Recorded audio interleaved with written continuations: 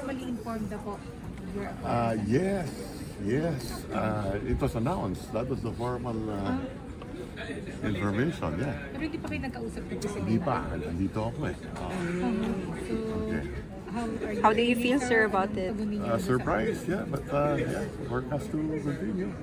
Essentially, I think the role of the ES is just governance. So taong bahay ka doon.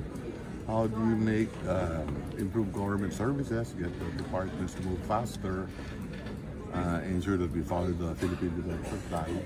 So palagay ko yun yung role natin. Anong nakikita yung challenges, sir, dito sa bago niyong role?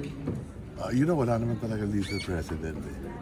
You cannot do miracles. No? But having said that, our job is to improve governance. Essentially, that's what it is. Ang taong bahay tayo dyan.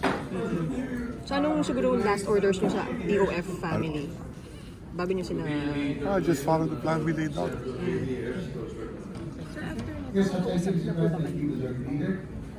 Hindi pa ako pinatatawag. Pag pinatawag ako. Pretty soon, if not today, tomorrow, I suppose. Yeah. Yung acceptance ni Presidente sa resignation ng Secretary Tangandaman, hindi pa giving credence to Zambico? No, I think she resigned kasi nabanggit yung syempre yung department niya. Or isn't that saying na totoo yung sinabi ni Zaldico? No, I don't think so.